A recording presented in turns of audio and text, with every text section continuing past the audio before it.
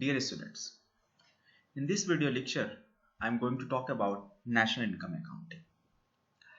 जैसा कि हमने अपने पिछले लेक्चर में circular flow of income model को डिटेल में पढ़ा था, जहां हमने देखा था कि circular flow of income model जो है वो जो इकोनॉमी है और इकोनॉमी के डिफरेंट सेक्टर्स हैं उनकी फंक्शनिंग और उनके बीच में जो रिलेशनशिप है उसको दर्शाता है और उसको एक्सप्लेन करता है। जो circular flow of income model है ये एक सिंपल एक बेसिक मॉडल है जो इकोनॉमी की फंक्शनिंग और interdependencies and direction of flows की इनकम एक्सपेंडिचर एंड आउटपुट का फ्लो किस सेक्टर से कैसे मूव करता है इसको डिटेल में एक्सप्लेन करता है। But this model does not talk about the quantum of flow between these different economic sectors. Means जो फ्लो है इनकम का, एक्सपेंडिचर का, आउटपुट का, जो डिफरेंट सेक्टर्स के बीच में उनका साइज कितना है, उनका अमाउंट कितना है, वो उस अमाउंट के बारे में जो है आपका circular flow of income model बात नहीं करता है। And therefore the methodology to measure the quantum of the flow of income, expenditure and output in an economy is called national income accounting. हम नेशनल इनकम अकाउंटिंग में ये जो different sector के बीच में इनकम, एक्सपेंडिचर एंड आउटपुट का flow है, उनका कितना साइज है, कितना बड़ा क्वांटम है, उसी को जब हम मेजर करते हैं डिफरेंट तरीके से, या जो मेजर करने का तरीका है, इसी को हम नेशनल इनकम अकाउंटिंग कहते हैं। So basically national income accounting is measuring the flow of economic activity during a given period of time. There are various measures. National income के भी अब डिफरेंट मेजर्स हैं इसके। For example gross domestic product, GDP जिसे कहते हैं, net domestic product, gross national product, net national product, ये चार मेन एग्रीगेट हैं नेशनल इनकम के, और इन चारों एग्रीगेट्स को हम मार्केट प्राइसेस पे एंड फैक्टर कॉस्ट पे कैलकुलेट कर सकते हैं। Apart from these there are two other measures as well, personal income and disposable income। हम इन सारे मेजर्स की एक एक करके बात करेंगे। So first is gross domestic product, GDP.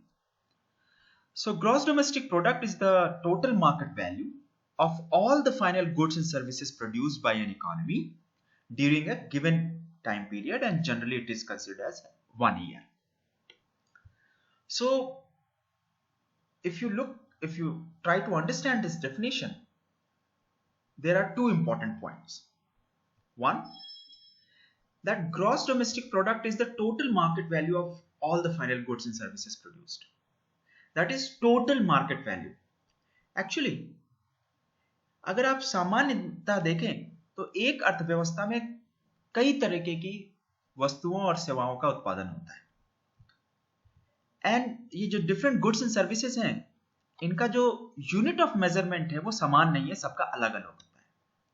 For example जो पेट्रोलियम प्रोडक्ट्स हैं उन्हें लीटर में नापा जाता है। जो आपके एग्रीकल्चरल प्रोडक्ट्स हैं वो जनरली केजी या गिन के नापे काउंट किए जाते हैं। या जो स्टील प्रोडक्ट्स है उनका अलग यूनिट ऑफ मेजरमेंट है। तो अगर हम सिर्फ उत्पादन को जोड़ने लगे तो ये संभव नहीं है हमारे लिए कि एक देश का उत्पादन जोड़ सके। इसीलिए जितनी भी गुड्स एंड सर्विसेज प्रोड्यूस होती है उनको मार्केट, जो करंट मार्केट प्राइस है, उनका जो करंट मार्केट दाम है, उसी पर उनको जोड़ा जाता है। So we take current market prices of each good and service produced and then we add it, फिर उसको जोड़ दिया जाता है। तो generally gross domestic product is the total market value, कि टोटल मार्केट वैल्यू कितना है, यानी उनकी current market prices, current market value क्या है। सेकेंड जो ज्यादा इंपॉर्टेंट है, that we only consider final goods and services produced. Now what is final goods and services? Actually, we only take final goods and services to avoid double counting of any output. किसी वस्तु के उत्पादन को दो बार गिनने से बचाने के लिए हम सिर्फ फाइनल गुड्स एंड सर्विसेज को लेते हैं। आपने सुना होगा इंटरमीडिएट गुड्स या intermediate consumption and final consumption. तो हम बेसिकली फाइनल गुड्स की बात करते हैं। इसे एक उदाहरण से समझने की कोशिश करते हैं। फॉर एग्जाम्पल, एक किसान जो है वो 100 किलो गेहूं का उत्पादन कर रहा है और उसकी लागत मिला के और उसमें अपना उसकी सारी लागत मिला के उसको 100 रुपए पड़ रहा है। तो now the value of this 100 kg wheat is 100 rupees, मतलब कॉस्ट पे। अब वही फार्मर इस 100 kg wheat को आटा चक्की मालिक को 150 रुपए में बेच दे रहा है। तो 150 रुपए में बेच रहा है, लेकिन उत्पादन उतना ही है। उत्पादन आपका 100 किलो है, उत्पादन में कोई बढ़ोतरी नहीं हुई, बस उसकी वैल्यू 100 रुपए से बढ़कर 150 रुपए हो गई। मान के चलिए कि जो आटा चक्की मालिक है वो इसको आटे में कन्वर्ट करता है और फिर इसको एक बेकरी वाले को बेच देता है, ब्रेड मैन्युफैक्चरर को 200 रुपए में। So now look at here कि अभी भी उसका वजन आउटपुट उतना ही, उत्पादन 100 केजी गेहूं का ही है, लेकिन उसकी वैल्यू 150 से बढ़कर 200 हो गई। फिर ये ब्रेड मैन्युफैक्चरर उसको, उसी ब्रेड को, क्या नाम है, जो आटे से बनी है, उसको आप कस्टमर्स को 250 रुपए में बेच देता है। So look at here, output remain the same, there was output of 100 kg wheat only, बस बट उसका फॉर्म चेंज होता गया। वो गेहूं पहले आटे में कन्वर्ट हुआ, फिर ब्रेड में कन्वर्ट हुआ और फाइनली फिर कंज्यूम हुआ। तो अगर हम हर स्तर पर इसको काउंट करेंगे तो ये डबल काउंटिंग हुआ, ऐसे दिखाएगा कि 300 केजी का उत्पादन हुआ, लेकिन रियलिटी में सिर्फ 100 केजी का उत्पादन है। तो इसीलिए हम बात करते हैं फाइनल, बेसिकली फाइनल कंजम्पशन को। तो फाइनल जो गुड एंड सर्विसेज जिसको कंज्यूम किया गया उसकी वैल्यू कितनी है, 250 रुपए। इसको और मैं क्लियर कर दूं कि ये जो फिनिश्ड गुड्स की वैल्यू, इसको दो तरीके से, either you take value added at each step, हर स्तर पर जो प्रोडक्शन के जितने भी स्तर है उस पर कितनी वैल्यू ऐड हुई, सिर्फ उसको जोड़ देंगे तो भी आपका रियल वैल्यू आएगा, या सिंपली आप डायरेक्ट फिनिश्ड गुड की वैल्यू लें, फाइनल गुड्स की वैल्यू लें, तब भी आपका उतना ही आएगा और डबल काउंटिंग अवॉइड करेंगे। तो इस टेबल के थ्रू हम देखते हैं कि फार्मर ने प्रोड्यूस किया, उसकी वैल्यू थी 100 रुपए, तो यानी वैल्यू कितना ऐड हुआ, 100। फिर फार्मर प्रोड्यूस किया 100 kg, और 100 kg जो है आपका आटा चक्की मालिक को उसने बेचा, उसकी वैल्यू कितनी थी, 150, यानी वैल्यू कितनी ऐड हुई, 50 रुपए। यहाँ पे वैल्यू एडेड में सिर्फ 50 ले लिया। फिर फ्लोर मिल ओनर ने उसको बेकरी शॉप वाले को बेचा, कितने में, 200 रुपए में बेचा था, यानी कितने की वैल्यू ऐड हुई, 50 रुपए की, 50 रुपए यहाँ ऐड कर लिया। फिर बेकरी शॉप ने कस्टमर्स को बेचा जो 250 रुपए में बेचा, और यहाँ पे वैल्यू कितनी ऐड हुई, 50 की, तो यहाँ 50 रुपए और जोड़ दिया। तो अगर हर स्टेप पे कितनी वैल्यू ऐड हुई इसको जोड़ दें तो भी देखिए 250 रुपए आ रहा है। और अगर आप फाइनल गुड्स जो कंज्यूम हुई है, जिसका कंजम्पशन हुआ है, उसकी वैल्यू भी लें तब भी कितना आ रहा है, 250 रुपए। तो जीडीपी में हम सिर्फ फिनिश्ड गुड्स की वैल्यू लेते हैं, आप उसको चाहे डायरेक्ट फिनिश्ड गुड्स की लें या वैल्यू ऐड करके हर स्टेप पे लें, दोनों से सेम वैल्यू आएगी, to avoid the double counting. इसके अलावा कुछ और भी चीजें हैं जिनको हम जीडीपी कैलकुलेट करते वक्त इंक्लूड करते हैं, एक्सक्लूड करते हैं। For example, transactions of commodities not produced in the current year excluded. जो जिस ईयर के लिए आप जीडीपी कैलकुलेट कर रहे हैं, अगर उस साल में कोई चीज का उत्पादन नहीं हुआ, उसके पहले ईयर में उत्पादन हुआ, तो उसे इंक्लूड नहीं करते हैं। इसीलिए जो purchase and sales of existing house है, या ओल्ड फर्नीचर है, या सेकेंड हैंड बुक्स हैं, सेकेंड हैंड कार हैं, उनको हम जीडीपी का हिस्सा नहीं मानते। ये नहीं मानते कि उनसे जीडीपी बढ़ता है। हाँ, बट इन सब के सेल परचेज में जो कमीशन, जो सर्विस कॉस्ट है, जो कमीशन जनरेट हुआ है, वो जीडीपी में इंक्लूड है, क्योंकि वो करंट ईयर की इनकम है। फिर transfer payments like pension, unemployment allowance, ये जीडीपी में इंक्लूड नहीं होते हैं। Government services such as the army, police force, bureaucracy, judiciary, न्यायपालिका जिसे कहते हैं, क्योंकि इनका एज सच आउटपुट आप डायरेक्टली किसी और चीज पे नहीं कर सकते, इसीलिए इनको कॉस्ट पे वैल्यू किया जाता है। मतलब जिनकी इनकी सैलरी और एक्सपेंडिचर, इनकी रख रखाव में जितना भी है, वही इनकी आउटपुट की वैल्यू के बराबर मान लिया जाता है। Because you know there is no market in which these services are bought and sold, and obviously the illegal transactions are excluded from GDP. Illegal transactions को जीडीपी में इंक्लूड नहीं करते। Then gross national product, second measure जो important measure है जिसे हम बोलते हैं gross national product, GNP. GNP is the value of final goods and services produced in the current period by domestically owned factors of production at home or abroad. जो basic difference GDP और GNP में है वो यही है. GDP में ये है कि GDP includes all the goods and services produced during a given year with in the geographical boundary of the country. उसमें हम geographical boundary of the country मतलब एक देश के अंदर जितनी भी गुड्स एंड सर्विसेज का प्रोडक्शन होता है उसे इंक्लूड करते हैं. बट जीएनपी में हम उस प्रोडक्शन उन गुड्स एंड सर्विसेज के प्रोडक्शन भी इंक्लूड करते हैं जो हमारे देश के हैं. मतलब जो फैक्टर्स ऑफ प्रोडक्शन यानी लेबर, लैंड जो हमारे देश के हैं लेकिन कहीं विदेशों में काम कर रहे हैं, वहां पे अर्न कर रहे हैं, तो उन फैक्टर्स ऑफ प्रोडक्शन द्वारा जो प्रोडक्शन हो रहा है उसको भी हम इसमें जीएनपी में इंक्लूड करते हैं. लेकिन इसमें एक चीज ध्यान रखने की जरूरत है कि जैसे हम जानते हैं कि कुछ हमारे जो इंडियंस हैं वो बाहर जाके काम कर रहे हैं, बाहर इन्वेस्टमेंट कर रहे हैं, तो उनका उत्पादन गिनना चाहिए, और कुछ अपनी इनकम हमारे देश में भेज रहे हैं. इसी तरह जो फॉरेनर्स हैं वो हमारे देश में काम कर रहे हैं और अपनी इनकम को अपने देश में वापस भेज रहे हैं, तो इसका नेट डिफरेंस लिया जाता है एक्चुअली. तो basically GNP, gross national product, is GDP plus income earned by domestically owned factors abroad. मतलब जो हमारे इंडियंस हैं जिन्होंने बाहर इन्वेस्टमेंट या खुद काम कर रहे हैं, वो जो इनकम अर्न कर रहे हैं और हमारे देश में भेज रहे हैं, वो उसको जोड़ा जाता है और माइनस किया जाता है income earned at home by foreign owned factors. जो फॉरेनर्स हमारे हैं, जो फॉरेन कैपिटल है जो इनकम अर्न कर रही है और वो अपने देश वापस भेज रही है, उसको माइनस करते हैं. तो इसी को एडजस्ट करने के बाद हमें मिलता है जीएनपी. आप इसे ऐसे भी कह सकते हैं GDP plus net factor earnings from abroad. Actually the difference between income earned by domestically owned factors at abroad and income earned at home by foreign owned factors, इसका जो डिफरेंस है इसी को हम बोलते हैं net factor earnings from abroad. तो अगर net factor earnings from abroad GDP में ऐड कर दें तो ग्रॉस नेशनल प्रोडक्ट हमें मिलता है. Now there are next to measures जिन्हें हम कहते हैं net domestic product and net national product. So you all know that जो कैपिटल स्टॉक है, जो plants, buildings, land, factories means जो कैपिटल असेट्स हैं, कैपिटल गुड्स, उनका जो रेगुलर इस्तेमाल होता है उनकी वैल्यू में डिक्लाइन होता है, जिसे ह्रास बोलते हो या डिप्रिसिएशन आप बोलते हो. So because the value of those capital goods have gone down, this must be adjusted in GDP value. GDP में इस चीज का एडजस्टमेंट जरूर होना चाहिए. तो ये जो प्रोडक्शन के प्रोसेस में इनकी वैल्यू होती है, इसी को जब हम एडजस्ट करते हैं जीडीपी और जीएनपी में, तो हमें एनडीपी और एनएनपी मिलता है.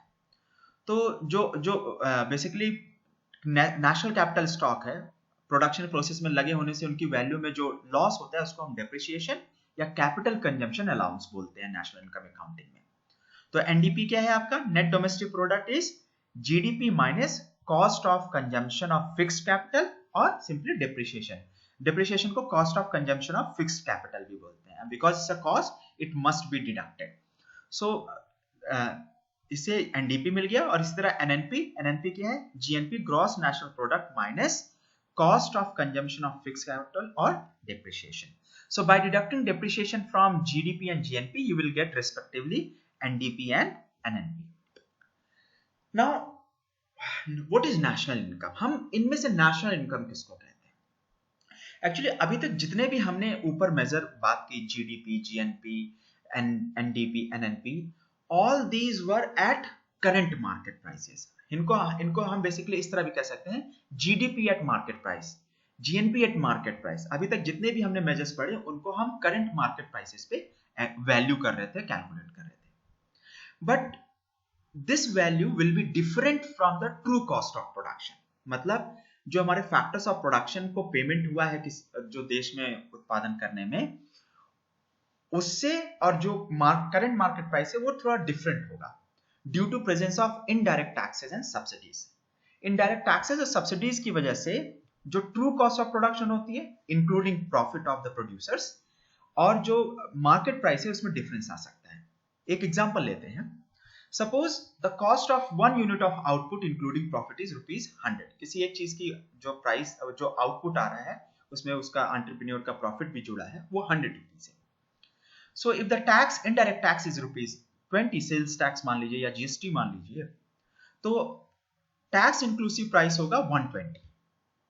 तो देखिए मार्केट प्राइस 120 है जबकि उसका ट्रू कॉस्ट ऑफ प्रोडक्शन 100 है और टैक्स की वजह से इसमें डिफरेंस है। इसी तरह अगर सब्सिडी है, गवर्नमेंट सब्सिडी दे रही है किसी गुड्स पे, तो जो उसका कॉस्ट है 100 और अगर गवर्नमेंट सब्सिडी दे रही है 20 रुपए की, तो प्रोड्यूसर कितने रुपए पे बेचेगा? 80 रुपए पे बेचेगा और उसको कोई भी लॉस नहीं होगा। तो देखिए जो टैक्स है और जो सब्सिडी है उसकी वजह से जो मार्केट प्राइस है और जो ट्रू कॉस्ट ऑफ प्रोडक्शन है वो डिफर्स आता है। तो एक्चुअली जब हम जो जितनी भी गुड्स एंड सर्विसेज प्रोड्यूस्ड है उनको जब हम ट्रू कॉस्ट पे निकालते हैं, ट्रू कॉस्ट ऑफ प्रोडक्शन पे निकालते हैं, उसी को हम नेशनल इनकम कहते हैं। इसको हम national income eight factor cost भी कहा जाता है, क्योंकि जो फैक्टर्स ऑफ प्रोडक्शन है उनको कितनी पेमेंट गई है इंक्लूडिंग प्रॉफिट, उसी को हम फैक्टर कॉस्ट कहते हैं। इसीलिए जब इन मेजर्स को हम एट फैक्टर कॉस्ट निकालते हैं तो तब हम नेशनल इनकम कैलकुलेट कहते हैं। और एक्चुअली नेशनल इनकम होता क्या है, देखिए नेशनल इनकम और NNP at factor cost, NNP को ही नेशनल इनकम बोलते हैं जब हम उसे फैक्टर कॉस्ट पे कैलकुलेट करते हैं। तो net national product, so it is equal to net national product at market prices minus indirect taxes minus subsidies. या अगर आप ब्रैकेट को आप खोलेंगे तो आप इस तरह भी लिख सकते हैं, NNP eight market prices minus net indirect taxes. Actually, the difference between indirect taxes and subsidies is known as net indirect taxes. या आप ऐसे भी लिख सकते हैं NNP at market prices minus indirect taxes plus subsidies। यहाँ पे देखिए ब्रैकेट नहीं है, यहाँ पे हम इसमें ब्रैकेट लगाया था इसलिए इसको माइनस किया था। Then personal income. Personal income is the basically sum of all incomes actually received by all individual and households during a given year. Actually personal income बाकी मेजर से थोड़ा डिफरेंट है। एंड पर्सनल इनकम में हम basically जितने भी individuals हैं उनकी जितने भी सोर्सेज से है उनकी एक साल में कितनी टोटल इनकम है उसी को हम कहते हैं personal income. So personal income is the sum of all incomes actually received by all individuals और households during a given year. क्योंकि there is a difference between total income earned and received, कितनी income आपने earn की है और कितनी आपको actually में मिली है, इसमें अंतर होता है। और क्या अंतर होता है ये देखिए, personal income is equal to national income means NNP at factor cost minus undistributed corporate profits minus corporate income tax minus social security contributions plus transfer payments. मतलब नेशनल इनकम में अनडिस्ट्रीब्यूटेड कॉर्पोरेट प्रॉफिट, जो आपको पता है कि profit का कुछ part dividend में डिस्ट्रीब्यूट होता है और कुछ पार्ट कंपनी अपने पास रिटेन कर लेती है जिसे रिटेन्ड अर्निंग्स बोलते हैं, तो उसी को बोलते हैं अनडिस्ट्रीब्यूटेड कॉर्पोरेट प्रॉफिट, वो तो नहीं मिलेगा, उसको माइनस करते हैं। इनकम टैक्स, जो कंपनीज इनकम टैक्स दे देती हैं काट लेती हैं, वो भी नहीं मिलेगा, अर्न है but tax is compulsory payment. And social security contribution like pension, NPS, GPF, gratuity, ये जो कंट्रीब्यूशन देना पड़ते हैं ये भी आपके डिडक्ट हो जाते हैं, तो इसको माइनस करना पड़ता है। Plus transfer payments, transfer payments को यूनिलैटरल पेमेंट्स भी कहते हैं, मतलब जैसे सब्सिडी मिली आपको या ओल्ड एज पेंशन मिल रही है या अनएम्प्लॉयमेंट अलाउंस कोई मिल रहा है, इनको ऐड किया जाता है। तो ये एडजस्टमेंट करने के बाद जो हमें मिलता है उसे हम कहते हैं पर्सनल इनकम। आप पर्सनल इनकम को इस तरह भी कैलकुलेट कर सकते हैं, profits plus interest plus rent plus wages and salaries plus net factor income from abroad. तो अगर आप profit, interest, rent, wages and salaries को ऐड करके उसमें net factor income from abroad जोड़ देंगे तो भी आपको पर्सनल इनकम कैलकुलेट हो जाएगा। Then disposable income. एक्चुअली आप जितनी भी इनकम अर्न करते हैं वो सारी रिसीव नहीं करते, लेकिन जितनी रिसीव करते हैं वो सारी आपके डिस्पोजल पे नहीं होती, मतलब आप उस सारी इनकम को खर्च नहीं कर सकते। उसमें से कुछ ऐसे भी पेमेंट हैं जो कंपलसरी पेमेंट है और आपको उनको देना ही देना है। So the income received by people is not available to them for consumption. तो जो कंजम्पशन के योग्य आय है, जो कंजम्पशन के लिए अवेलेबल इनकम होती है, उसे हम डिस्पोजेबल इनकम कहते हैं। And disposable income is equal to personal income minus personal taxes, income tax है या अदर टैक्स है, प्रॉपर्टी टैक्स है, हाउस टैक्स है, इनको माइनस करने के बाद जो आय आती है उसे हम कहते हैं डिस्पोजेबल इनकम। आप डिस्पोजेबल इनकम को इस तरह भी लिख सकते हैं, कंजम्पशन प्लस सेविंग्स, यानी जो कंज्यूम किया और जो सेव किया है। ये एक समरी है कि इन्हीं जो डिफरेंट मेजर्स हैं आप उनको कैसे कैलकुलेट कर सकते हैं at market prices and at factor cost. If you have any query you can mail me. Thank you. इस लेक्चर में इतना ही।